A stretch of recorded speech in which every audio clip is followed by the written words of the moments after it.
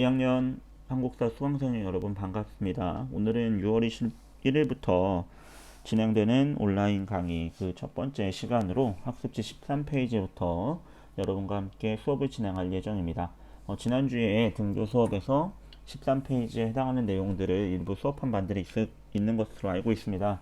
근데 이 앞의 내용들을 좀 복습한다 생각하시고 다시 한번 좀 정리하는 시간을 가져보셨으면 좋겠습니다.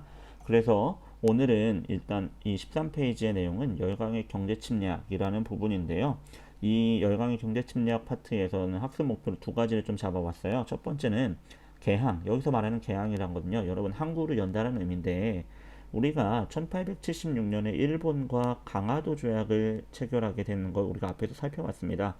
이 강화도 조약은 최초의 근대적 조약이었고 강화도 조약 체결을 우리나라가 이제 한국 문호를 열었다라는 개항의 시점으로 많이 봅니다. 그 전부터 물론 조선이라는 국가에 항구는 열려 있었다고 그랬죠. 항구를 열려 있었고 외국의 세력들이 와서 교역들이 이루어지고 있었어요. 일본이나 청나라와도. 근데 이제 본격적인 의미의 근대적인 교역을 가능케 했던 시점을 우리는 강화도 조약 1876년을 보는 거고요. 그 이후에 맺어졌던 여러 불평등 조약들이 있었습니다.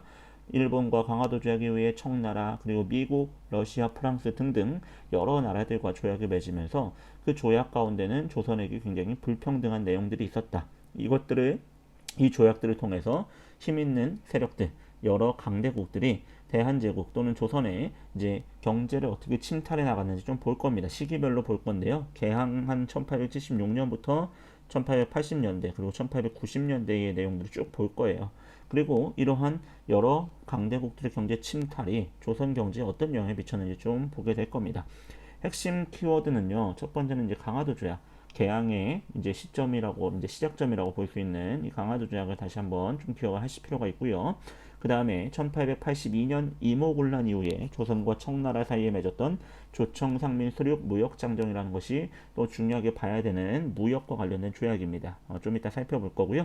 세 번째는 화폐 정리 사업이라고 해서 일본인 메가타라는 재정 고문이 들어와서 이 우리나라의 화폐를 일본 화폐로 바꾸게 되는 작업을 하게 됩니다. 이것이 어떻게 진행됐고 또 어떤 영향을 끼쳤는지를 좀 볼 필요가 있고요. 마지막으로는 동양척식 주식회사라는 것은 일본이 조선의 토지를 농지들이나 이런 토지들을 뭐 이렇게 빼앗기 위해서 설립한 회사로서 이 동양척식 주식회사가 어떻게 대한제국의 경제를 침략하는 데 앞장섰는지를 한번 살펴보면 될 것 같습니다.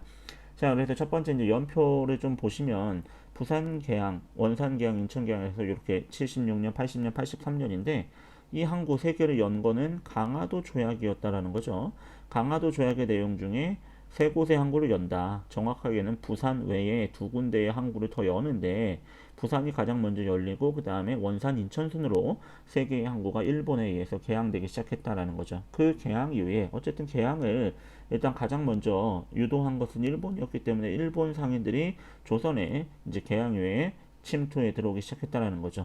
강화도 조약이 1876년에 맺어졌고요. 강화도 조약 맺고 나서 조일 무역 규칙이라는 무역과 관련된 이 규칙 조약까지 맺게 되면서 일본 상인들이 본격적으로 들어오게 됩니다. 그 강화도 조약과 후속 조약인 조일 무역 규칙에는 어떤 내용이 있었냐면 첫 번째 개항장 이 부산, 원산, 인천 세 군데에서는 일본 화폐를 쓸 수 있었다. 개항을 했던 지역, 개항을 한 도시에서는 일본 화폐를 쓸 수 있었다. 라는 게 첫 번째 그들에게 이제 부여된 일본인들의 특권이었고요. 두 번째 일본 상품에 대한 관세가 없었다. 여러분 관세라는 것은요 간단하게 말하면 A라는 나라와 B라는 나라가 서로 교역을 할 때 B 나라의 물건이 예를 들면 A 나라에 수입될 때 A 나라에서는 그 B 나라 물건에다가 일종의 세금을 붙입니다. 그게 바로 관세예요. 왜 그러냐면 생각해 보세요. 일본이 B고 조선이 A라고 생각해 보세요. 근데 그 당시 일본은 이미 공업이 발달해서 공장에서 저렴한 값의 물건들을 대량으로 생산해내요. 예를 들면 면이라고 생각해 봅시다. 면 티셔츠, 면 옷을 일본의 공장에서는 200원이면 생산해낼 수 있어요. 그리고 일본 시장에서는 그걸 300원에 팔아요. 그 300원에 일본에서 팔리는 이 300원짜리 티셔츠가 조선에 올 때는 조선에서는 아직 공장도 없고 집에서 배틀을 돌려서 옷을 짜내는 이러한 시스템이 갖춰진 수준밖에 안 된다 하면 조선에서 옷감을 만들어서 뭐 사람이 하다 보니까 단가가 올라갈 수밖에 없어 그 옷이 예를 들면 5,000원이라고 해봅시다. 조선에서 집에서 만든 옷, 배틀을 돌려서 만든 옷이 5,000원이고 일본에서 공장에서 찍어낸 면티가 300원입니다. 이 300원짜리 일본 옷이 조선에 세금도 없이 그대로 와서 똑같이 300원에 팔린다. 그럼 조선의 상인들 입장에서는 조선의 옷을 만드는 사람들은 엄청난 손해를 볼 수밖에 없어요. 왜요? 사람들은 5,000원짜리 옷보다 훨씬 더 질기고 싼 값에 재질도 좋고 저렴한 일본산 면 제품을 많이 사겠죠. 그건 누구나 소비자의 기본적인 심리니까요. 그렇게 되면 조선에 옷을 만드는 사람들은 다 몰락해버릴 거예요. 자국의 산업이 다 무너지고 말 거라고요. 이런 것들을 막기 위해서 나라와 나라 사이에 서로 물건을 수입하고 할 때는 관세라는 걸 부과합니다. 그 물건에다가 일종의 세금을 붙여서 예를 들면 300원이 아니라 조선에 들어올 때는 2,000원 뭐 이런 식으로 세금을 부과해서 자국의 산업을 보호하려는 게 보통 이제 두 나라 사이에 무역을 할 때 이루어지는 건데요. 이 조일무역 규칙에서는요, 일본 상품에 대한 관세 규정이 없어요. 그래서 일본의 물건이 사실상 관세 없이 들어와요. 관세 없이 들어온다라는 건 일본의 물건이 조선의 시장을 장악할 수 있는 가장 중요한 하나의 배경이 되었다라는 걸 보여줄 수 있죠. 그러니까 이 조선 사람들의 특히나 면직물 공업이 엄청나게 타격을 받게 되는 거예요. 칩에서 면을 찍어내서 인건비를 생각하면은 어쩔 수 없이 일본에서 들어오는 공장 기계에서 만든 면 제품보다 비싸게 받을 수밖에 없는 거고 그러다 보니 가격 경쟁이 안 되는 거였죠. 좀 이따 보겠지만 일본의 면 제품들은요. 일본의 면 제품들이 이게 다 어디서 온 거냐면 영국산 면 제품이에요. 영국산 면 제품을 그대로 받아다가 조선에 갖다 파는 거죠. 그러니까 이게 가격 경쟁에서 조선 상인들이 밀릴 수밖에 없었다라는 거죠. 세 번째는요. 일본인들에게는 어떤 특권이 있었냐면 양곡, 먹을 곡식이요. 이것을 무제한으로 가져갈 수 있었어요. 그러니까 일본은 늘 쌀이나 곡식이 부족한 나라였기 때문에 곡물을 엄청나게 그냥 막 갖다 파는 거예요. 주로 이제 좀 이따 볼 겁니다. 영국산 면 제품을 조선에 갖다 팔고 그리고 일본 사람들은 조선으로부터 곡식 이런 것들을 이제 갖고 가는 이러한 교환 체제의 무역이 초창기에 개항 이후에는 행해집니다. 그리고 네 번째 일본인들의 특권은 뭐가 있었냐 개항 후에 영사재판권이라는 권한이 있었는데 영사재판권이 뜻이 뭡니까? 영사 즉 일본인이 이 개항장에서 일본인이 조선의 땅에서 범죄를 저질렀을 때도 일본인 영사, 일본인 외국의 쉽게 말하면 대사, 일본인 판사에 의해서 일본의 법으로 재판받겠다라는 거죠. 조선에 와서 일본인이 범죄를 저질러도 처벌받을 가능성이 없는 이러한 영사재판권이라는 아주 특권을 이용해서 무제한적으로 약탈 가능한 무역도 이루어질 수 있었다는 거죠. 예를 들면 조선 상인들한테 일본 상인들이 사기쳐요. 아니면 일본 상인들이 조선 상인들의 뭐 위협적인 행동을 해요. 범죄 행동을 저질러요. 그러더라도 그 사람들의 범죄 행위를 누가 판단하냐? 일본인 영사라고 불리는 일본인 재판관이 일본 법으로 재판하겠다라는 거예요. 이걸 악용해서 조선 상인들에게 엄청난 피해를 입히는 경우들도 있었다라는 거죠. 자, 이러한 일들이 이제 개항 이후 초창기에 일본 상인들의 경제 침투를 가능하게 해줬다는 거죠. 이러한 것들로 인해서. 그래서 조선과 일본의 초창기 무역의 특징은요. 첫 번째는요. 이 단어를 좀 써두시면 좋을 것 같아요. 아마 쓰신 분들이 많이 있을 겁니다. 미면 교환 체제라고 해서 미는 쌀 미자고요. 면은 면직물 할 때 면입니다. 그래서 영국산 면 제품을 일본이 가져와서 조선에 비싸게 파는 건데 요거 보면 중개무역이라고 나와 있죠. 선생님이 설명한 분도 있을 거예요. 중개무역이 있고 중개무역이 있어요. 요거는 이제 뜻이 두 개가 전혀 다른 거예요. 중개무역은 뭐냐면 A라는 나라와 B 나라가 서로 무역을 하는데요. 이 B 나라는요, 자기네 물건, 자기네가 A 나라로 수출하는 물건을 어디서 갖고 오냐면 C라는 나라에서 받아다가 그대로 갖다 A라는 나라에 파는 게 중개입니다. 연결. 요거는 뭐냐면 말 그대로 전달해서 판다는 거야. 즉 조선에게 영국산 면제품 여기 이제 일본 여기 조선 영국이라고 보면 영국산 면제품을 지네가 사와서 그 제품을 그대로 조선에 비싸게 팔았다. 그리고 그 대가로 조선의 쌀 곡식을 가져갔다라는 거죠. 이게 중개무역입니다. 여의 중개무역이고요. 그 밑에 보면 여러분 요거 좀 오탄데 고쳐주세요.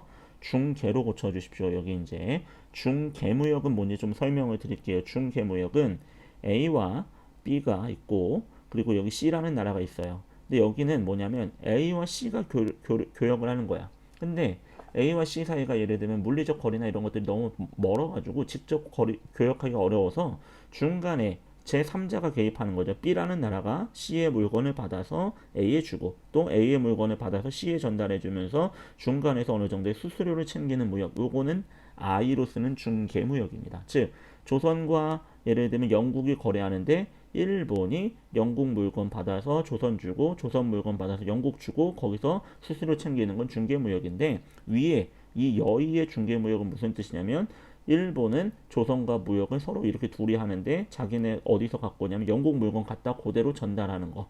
이두 개의 차이점이 뭔지 아시겠죠? 여의로 쓰는 중개무역은 무역을 하는 당사자가 두 명인 거야. A, B가 둘이 하는데 둘 중에 한 나라는 다른 제3국으로부터 물건 받아다 그대로 쓰는 거고 이 I의 중개무역은 세 나라가 있는 거야. 3자까지 포함해서 이 3자가 이제 양쪽을 연결해주면서 중간에 수수료를 챙기는 이러한 무역의 형태를 I 중개무역이라고 한다라는 겁니다. 요거 좀 기억을 하시기 바래요. 여러분 요거 기억을 해주시고 이 두 개의 단어가 좀 다르다라는 걸 기억을 해주세요. 일단 일본은 중개무역으로 영국의 면직물 그리고 조선의 쌀을 바꿨다.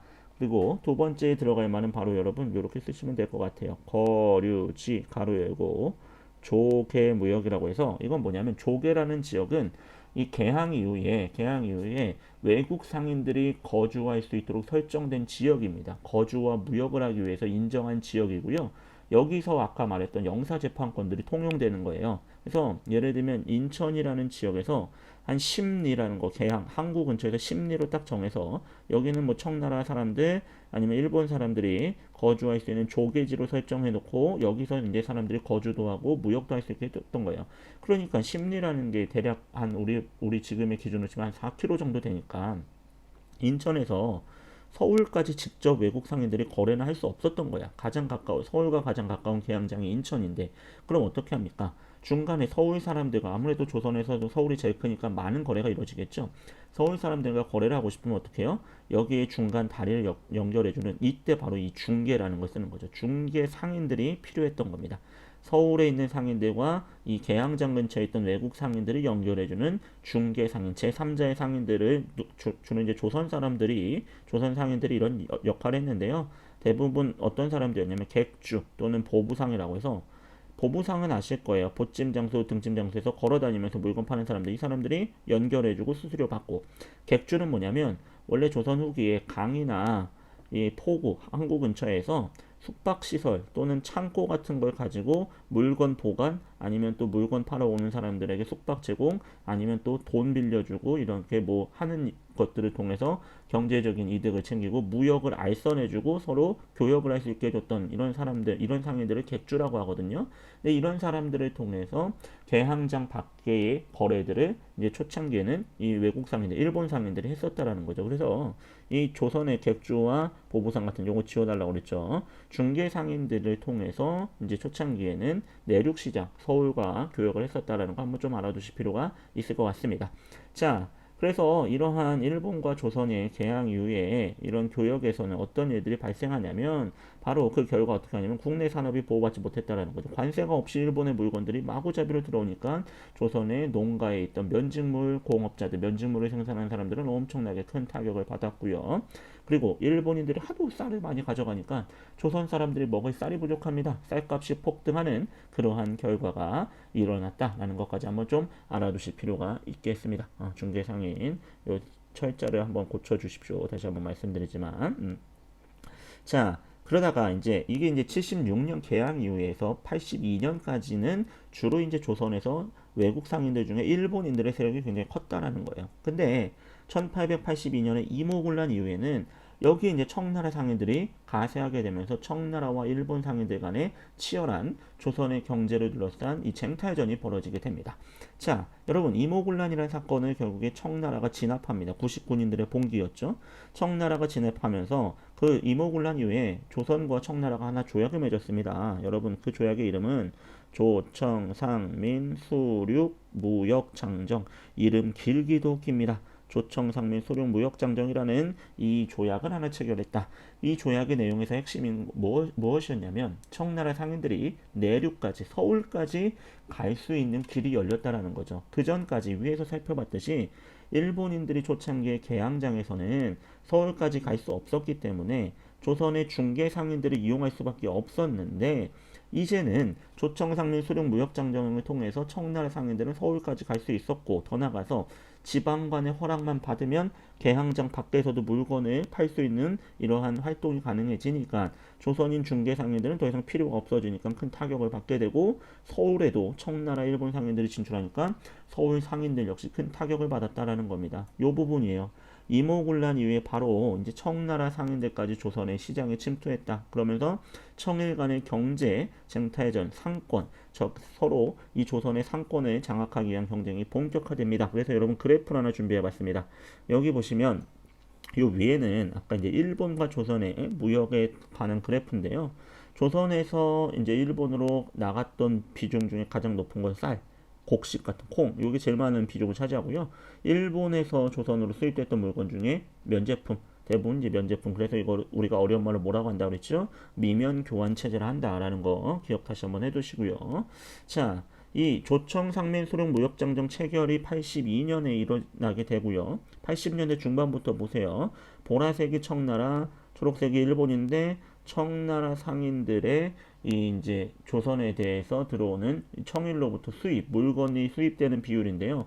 일본에서 50%, 청나라에서 45%, 그러니까 거의 90년대 초반 가면은 청일 간의 아주 무역의 규모가 조선의 대조선 무역 규모가 두 나라에서 청나라와 일본과 조선의 무역 관계가 굉장히 대등한 수준까지 청나라 상인들도 본격적으로 이제 조선의 경제에 상권 확보를 해서 뛰어들었다라는 거죠.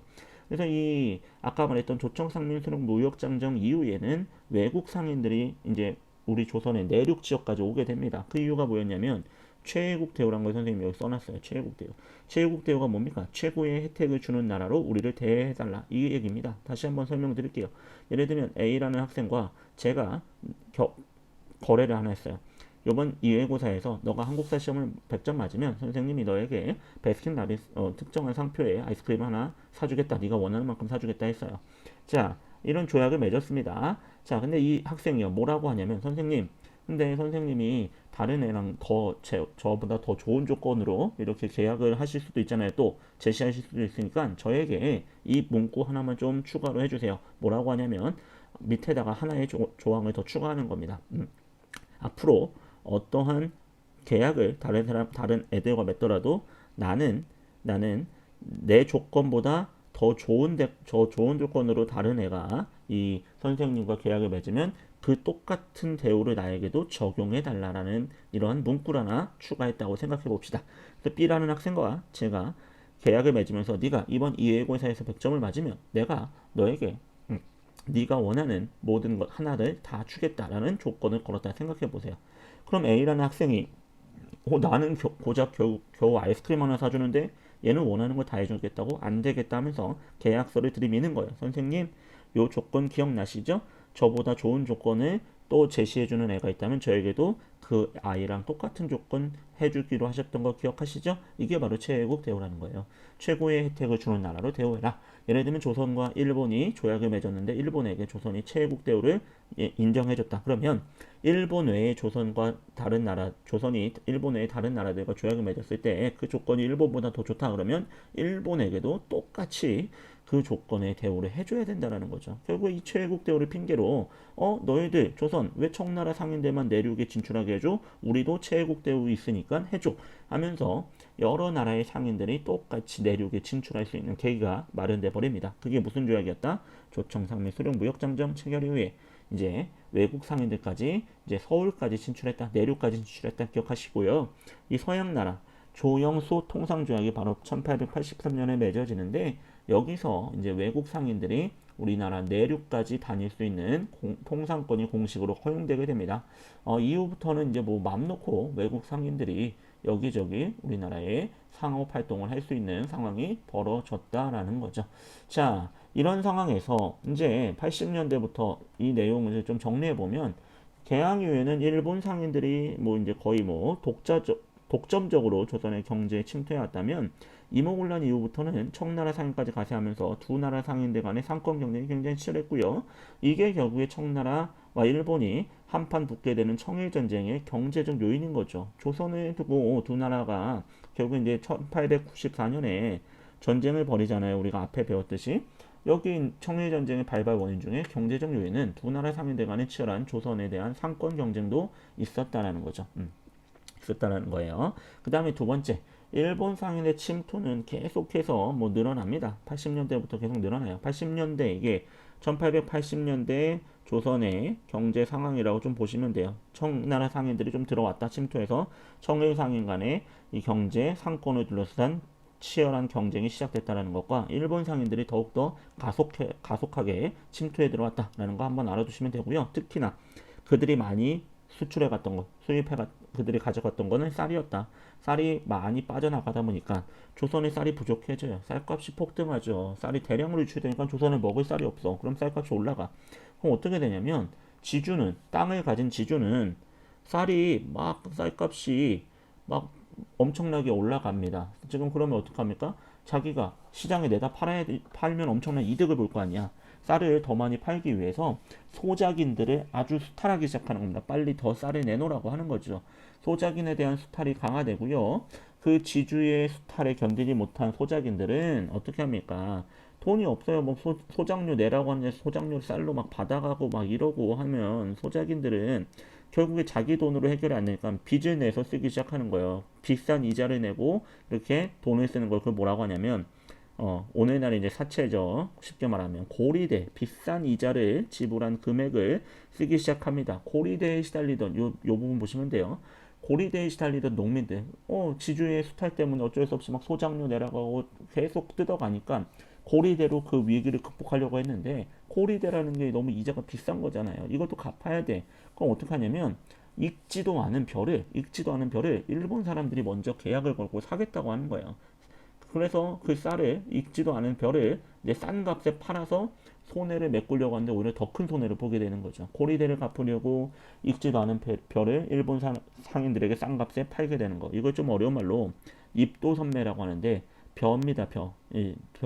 벼가 서기도 전에 입자 자라기도 전에 이미 먼저 매매를 한다는 뜻이에요. 그러니까 농민들이 얼마나 힘들었겠냐라는 거죠. 제값도 못 받고 익지도 않은 벼를 일본 상인들에게 팔았다라는 거죠. 일본인들은 그만큼 쌀을 엄청나게 많이 이렇게 조선으로부터 유출해 갔다라는 겁니다. 그리고 지주들은 어떻게 해요? 쌀값이 올라가니까 소작인들한테 받은 쌀 아니면 자기 땅에서 나온 쌀을 팔아서 엄청난 부를 축적하죠. 쌀판 돈으로. 그런 다음에 더 많은 토지를 사들여서 자기가 더 많은 부자로 지주가 이제 농사에 있어서 가장 중요한 위치에 서는 이러한 지주와 소작인의 관계를 우린 뭐라고 하냐면요. 지주 전호제라고 하는데요. 지주가 있고 지주로부터 땅을 빌려서 지주의 눈치를 보면서 농사짓는 소작인을 전호라고 하는데 이 지주제가 더욱더 강화될 수밖에 없었다는 거죠. 지주가 땅을 이 특정한 사람들이 더 많은 땅을 가지고 소작인들에 대한 갑질을 더 많이 하게 되는 이러한 일들이 벌어지게 된다라는 거예요. 곡식을 엄청나게 가져간다. 이 사료를 한번 좀 보고 가자고요. 교과서에 보면 이 당시 이제 일본인들의 쌀 수탈에 대한 것들이 나와 있는데요. 여기 한번 볼게요. 자료 2번이에요. 교과서 139쪽에 보시면 일본 상인의 횡포에서 일본인들의 해악이 곳곳에 남천하고 있고 더 나아가서 곡식을 모조리 가져가고 있다. 그래서 어떡하냐? 쌀값이 너무 많이 이렇게 올라가고 있어서 농민들 살기 힘들다라는 걸 보여주고 있고요. 자료 3번 같은 경우는 이제 청나라 상인들이 내륙까지 진입해서 상권을 침탈하는 내용을 보여주고 있는 사료죠. 여기 보시면 청나라 상인들이 오지 않는 곳이 없다. 어느 시골까지 다 간다. 경기도 안성, 수원, 뭐 이렇게 뭐 안성까지도 가고 뭐 공주 뭐 이런 데까지 갔다. 심지어 전라도 전주까지도 왔다라는 거죠. 자, 그 다음에 이제 사료는 보시면 1번 사료부터 보면 조청 상민 수령 무역장정이라고 해서 여기에 보시면 이거죠. 양화진 한성까지 이제 청나라 상인들이 영업 활동을 할 수 있다. 그런데 지방 간의 허가서를 받아야 된다. 이런 것까지 있었다. 허락이 있으면 결국에 물건 파는 상업 활동 내륙에서도 가능하다. 이런 것들이 있었다라는 거죠. 요 그림이 이제 우리가 좀 친숙할 수 있는 인천의 지금의 차이나타운 근처에 개항 시기에 이제 청일 조계지 경계라고 이 계단을 기준으로 해서 한쪽은 청나라 사람들이 사는 조계지, 한쪽은 일본 사람들이 사는 조계지 이렇게 이제 나눠져 있었습니다. 오늘날의 차이나타운에 가보시면 그런 흔적들을 좀 보실 수 있을 거예요. 자, 어쨌든 이러한 1880년대부터 청일 상인들의 경제적 침탈 있었다 한번 좀 기억을 해두시고요.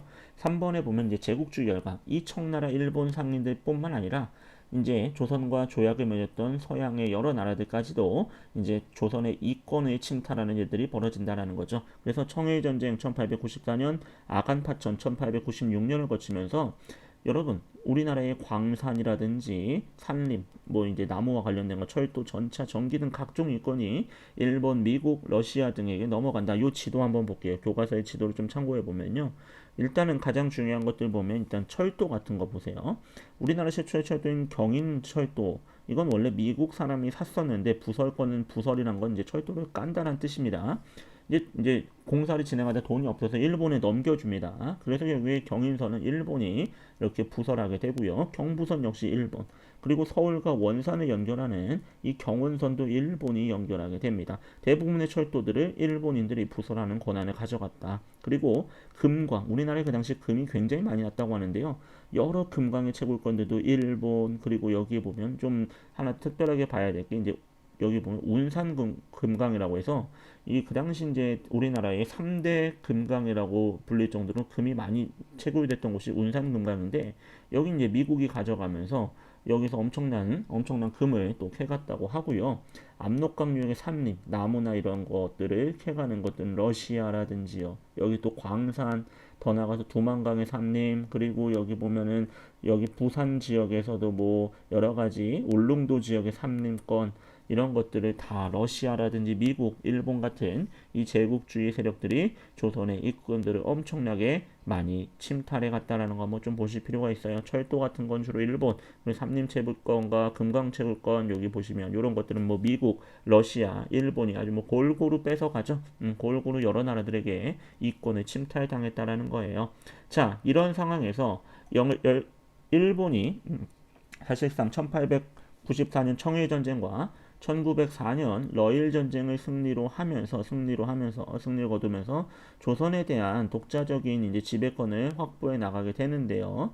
그 과정에서 이제 경제 침략들도 이제 일어나게 됩니다. 왜냐하면 식민 지배 1904년 이후부터 이제 본격적인 뭐 일본의 독점적인 권한이 인정받게 되는데, 그 전부터 이 경제 침략은 일본이 해왔단 말이에요. 식민 지배를 어차피 할 건데 자신들이 조선을 식민 지배하려면 조선의 경제권을 미리 장악하고 있다는 게 유리하다고 생각을 했기 때문이죠. 그래서 이 금융 지배 부분에서는 세관이란 건 여러분 뭐냐면, 세관은 물건이, 외국의 물건이 들어오는 지역, 이걸 세관이라고 하잖아요. 거기서 이제 세금 같은 걸 이렇게 부여하고 오늘 물건이 이렇게 통관할 수 있는 이런 업무를 위탁받아서 한국의 세관 업무를 이미 장악하고 있었고요. 대한제국의 세관 업무를 장악하고 있었고요. 더 나가서 일본의 은행이, 제일은행이라고 불리는 은행이 이 조선의 여러 군데다, 대한제국의 여러 군데다 지점들을 설치했어요. 일본 은행이 조선에 와서 영업활동을 하고 있었다고요. 그리고 더 나가서는요, 더 중요한 건 1902년에 일본의 은행권, 제일은행권이라는 일본에서 쓰는 화폐입니다. 일본 화폐를 1902년부터 대한제국에서 찍어서 이거 유통시키기 시작했다고요. 여러분, 우리나라 조선 땅에서 일본의 화폐가 쓰이기 시작했다라는 거예요. 이건 뭡니까? 대한제국의 금융을, 재정을 하나하나 장악해 나가겠다는 의도가 있었던 거고요. 그것을 확실하게 마무리한 사업이 바로 뭐냐면 빈칸에 들어갈 말입니다. 이거는 여러분 별표 쳤어요. 꼭 기억하셔야겠죠. 화폐 정리 사업이라는 거예요. 화폐 정리 사업은 1904년 제1차 한일협약에 의해서 대한제국의 재정고문으로 임명받은 일본인 메가타라는 사람이 주도하게 되는데요. 화폐를 정리한다. 즉 뭐냐면 기존에 대한제국에서 쓰고 있던 대한제국의 화폐를 정리하고, 대한제국의 화폐를 뭘로 대체하냐? 일본은행인 제일은행에서 발행한 제일은행권으로 교환한다. 즉 이제 대한제국에서 유통하는 유일한 화폐는 일본 제일은행권밖에 없다라는 거예요. 그걸로 화폐들을 정리하겠다라는 거죠. 완전히 대한제국의 금융을 일본에 복속시키기 위한, 예속시키기 위한 사전 작업이었습니다. 어떻게 그럼 진행됐냐고요. 그 당시에 대한제국은 크게 두 가지 화폐가 상용되고 있었는데요. 하나는 조선 후기부터 사용됐던 상평통보라는 엽전, 동전이 있었고요. 또 하나는 1892년부터 찍어냈던 요 백동화라는 요 동전이 이제 화폐로 쓰이고 있었어요. 상평통보와 백동화를 쓰고 있던 대한제국에서 이 상평통보와 백동화를 다 뭘로 바꾸냐? 이 일본 제일은행권으로 바꾸라는 게 화폐 정리 사업이에요. 기간을 정해주고요. 그 기간 안에 바꾸는데요. 밑에 보면요. 백동화를요. 갑, 을, 그리고 밑에 이제 병, 이 세 가지의 3등급으로 매겨가지고요. 여기에 해당하는, 그러니까 예를 들면 백동화가 뭐 100원이 있었어요. 그 중에 갑이라고 평가받으면 그대로 일본 제일은행권 100원을 주지만 을이라고 하면 보세요. 여기 보면은 매우 상태가 양용한 거는 가격을 이렇게 정해서 세 돈 주고 상태가 좋지 않은 거는 이 반값 정도밖에 안 준다라는 겁니다. 그리고 병은 아예 바꿔주질 않는다라는 거예요. 상태가 안 좋은 백동화는 바꿔주지 않는다라는 겁니다. 근데 여러분 생각해 보십시오. 이걸 판단하는 건 결국에 일본인들이 이제 중심이 돼서 이 작업을 하는데 조선인 상인들이나 조선인 농민들이 가져온 돈들을 좋은 등급으로 평가해 주겠어요? 좋지 않은 등급으로 다 평가해서 돈을 최대한 안 바꿔주려고 하죠. 또 하나는요. 이 화폐 정리 사업이 실시된다는 걸 제대로 통보해 주지도 않아요. 기습적으로 시행해서 많은 조선인 상인들과 농민들은 피해를 입어요. 대표적인 사례가 어떤 게 있냐면 일본 사람들이요. 화폐 정리 사업이 진행된다는 건 일본인들은 알고 있었단 말이에요. 그러면 그들이요. 그 돈을 가지고 이 백동화나 상평 통보를 가지고 조선인들과 큰 거래를 해요. 예를 들면 땅을 많이 산다든지 조선인 상인들과 큰 거래를 해서 백동화나 상평 통보를 떠넘기고 물건을 받든지 땅을 받아요. 근데 그들은 이미 알고 있었던 거죠. 이게 얼마 안 있어서는 못 쓰는 화폐가 될 거란 걸 알았던 거예요. 그러면 조선인 상인들은요, 일본인 사람들로부터 백동화나 상평 통보를 받아서 돈 많이 벌었다, 너무 행복하다고 했지만 나중에 며칠 뒤에 갑자기 이 동전은 진짜 말 그대로 휴지 조각이 돼버리는 거죠. 아무 때도 쓸모가 없는 돈이 돼버리는 거예요. 교환도 못해요. 교환을 안 해주고 거부하는 일도 발생하니까요. 이게 바로 1905년부터 진행됐던 화폐 정리 사업이고 이 화폐 정리 사업을 주도했던 사람이 바로 재정고문 메가타라는 거죠. 메가타. 그래서 이 결과가 어떻게 됐냐? 국내의 자본과 상인들, 농민들은요 큰 타격. 아까 얘기했죠?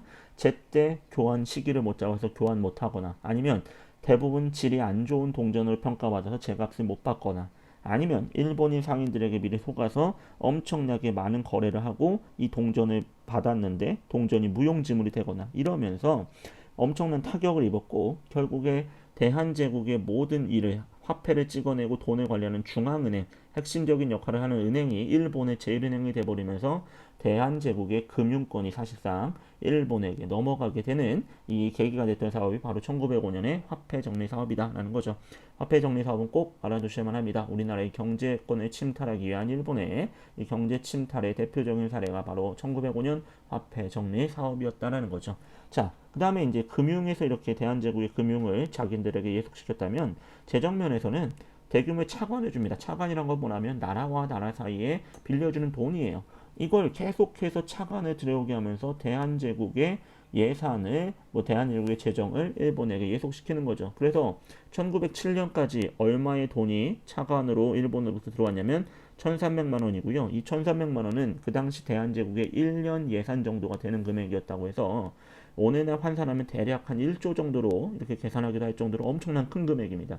이걸 못 갚아서 대한제국의 국권과 자주권이 계속해서 일제히 넘어가니까 국민들이 어떻게 했던 거야? 이거 갚자고 우리가 앞에 봤던 대한 매일신보 등을 중심으로 한 국채 보상 운동들이 전개됐다라는 거죠. 다음 시간에 이제 배울 건데 국채 보상 운동 같은 것들이 전개됐고요. 자, 마지막으로 이제 토지 점탈 같은 걸 보면 러일 전쟁이 터진 1904년부터 일본은 우리가 이제 러일 전쟁 터지고 한일 의정서라는 것을 체결하는 걸 강요한다고 그랬죠. 그 한일 의정서의 핵심 내용은 뭡니까? 군사적으로 필요하다고 생각되는 지역을 일본이 마음대로 군용지로 쓰겠다라는 거예요. 중요한 지역들의 땅을 일본이 다 가져가고요. 더 나가서 철도를 깔겠다. 그리고 우리가 군사적으로 이곳이 필요하다라는 명분을 삼아서 엄청난 토지들을 약탈해가고 점탈, 불법적으로 빼앗아가는 일들이 벌어지기 시작했다. 러일 전쟁 전후를 한 시점부터요. 그리고 요것도 한번 좀 기억하셔야 됩니다. 1908년에 동양척식 주식회사라는 이 회사를 세우는데요. 줄여서 동척이라고 합니다. 너무 기니까 동척이라고도 불리는데 이 동척을 세워서 어떤 역할을 했냐면 대한제국의 황무지 좀 안 쓰는 땅 아니면 관청 공공기관의 땅 아니면 역이라는 건 이제 예전에 이제 지금 이제 역 철도를 공사하면서 그 철도 부지 근처에 이런 땅들을 어떻게 하냐면 이제 동양척식 주식회사 소유로 바꿔버리는 거예요. 바꿔버린 다음에 동양척 시켜서는 어떻게 하냐. 동척은 뭐 하냐면 이 땅을 이렇게 약탈한 땅을요 일본 사람들에게 헐값에 싸게 이렇게 팝니다. 그러면서 일본 사람들의 이민, 이주를 장려합니다. 자, 대한제국으로 조선으로 오십시오. 여러분, 땅을 굉장히 저렴한 가격에 나눠드리겠습니다. 오십시오 하면서 많은 일본 이민자들이 이제 이 동척으로부터 이 대한제국의 땅을 싸게 이렇게 일종의 불하라고 합니다. 좀 어려운 말로 불하 여기 나와 있죠. 이렇게 부여받게 되면서 그 부여받은 땅들을 어떻게 하냐면 이 사람들은 조선인 소작인들을 시켜서 농사짓게 하는 거죠. 경작을 시킵니다. 그러면서 조선인 소작인들에게 엄청나게 높은 소작료를 받거나 이렇게 합니다. 그래서 이제 동척이 자기가 가지고 있는 땅들을 이제 동척이 최대의 지주로서 밑에 있는 소작인들 시켜서 이 소작인들로부터 소작료를 챙기거나 아니면 일본인 이민자에게 싸게 불화해서 거기서 그것들을 통해서 일본인들이 많이 건너오게 되고 식민 지배를 할 수 있는 기반을 닦는데 토지 침탈에 앞장섰던 회사가 바로 동척이다. 다시 한번 좀 정리를 해드리면 동척이 갖고 있는 땅을 일본인들에게 불화해서 일본인들을 조선으로 많이 오게 해서 일본인들이 많이 와서 식민지 지배의 기반을 닦을 수 있게 했고요. 또 하나는 자기가 스스로 이 밑에다가 자기가 가진 땅에다가 소작인, 조선인 소작인들을 이렇게 뭐 부리면서 고액의 소작료로 이득을 챙기기도 하는 이러한 일들을 하는데 앞장섰던 회사가 동척이다. 라는 것까지 좀 기억을 해두시면 좋을 것 같습니다. 오늘의 핵심은 여러분이 다 화폐정리 사업과 그리고 개항 이후에 이제 열강들의 경제 침탈 이 부분을 좀 보시면 좋을 것 같고요. 다음 시간에는 이제 이러한 열강의 경제 침탈에 맞서서 우리나라를 구하기 위한 경제적인 구국, 나라를 지키기 위한 운동을 좀 살펴볼까 합니다. 다음 시간에는 요 14페이지의 내용들을 살펴볼 거고요. 마지막 한 시간에는 15페이지, 16페이지에 보면 근대 교육과 문물의 수용, 사회 문화적인 면을 보면은 일단 시험 범위까지 진도는 다 나가게 될 겁니다. 여러분에게 말씀드렸듯이 일단 시험 범위까지 진도를 다 나가면 다음 주에 이제 등교하실 때는 이제 앞부분부터 좀 한번 총 정리의 시간을 좀 가져볼까 합니다. 여러분이 아무래도 범위가 많다 보니까 공부하는데 좀 어려움도 있으시고 이렇게 부담도 있으신 것 같은데요. 반드시 알아야 되는 핵심적인 내용들 그리고 또 흐름을 좀 잡을 수 있는 그런 내용 정리 강의를 좀 해드릴까 합니다. 그리고 그 내용을 인터넷 선생님 유튜브에도 좀 올려서 복습이 필요하신 분들 좀 볼 수 있게 해드릴까 합니다. 그래서 여러분들 모두가 좀 시험을 어느 정도 보는데 도움이 될 수 있었으면 하고요. 아무래도 지금 여러분 범위들이 많아서 뭐 서술형이나 이런 거에 대한 또 여러분들이 좀 고민도 있으실 것 같은데 서술형과 관련한 힌트는 다음 주에 등교하실 때 지난번처럼 어느 정도의 힌트를 이제 10반 모두에게 동일하게 좀 제공해 드릴 예정입니다. 그러니까 일단은 지금 수업 나가는 진도 부분들을 바로바로 좀 복습하시고 앞에 건 내용을 모르면 뒤에 내용도 사실 잘 이해가 안 되거든요. 그러니까 뒤에 부분을 알기 위해서라도 지금까지 수업했던 내용들을 한 번쯤 쭉 정리해 보시는 시간이 필요할 것 같기도 합니다. 여러분 오늘도 강의 듣느라 고생하셨고요. 다음 시간에 우리 같이 두 번째 시간 수업을 진행해 보도록 합시다. 수고하셨습니다.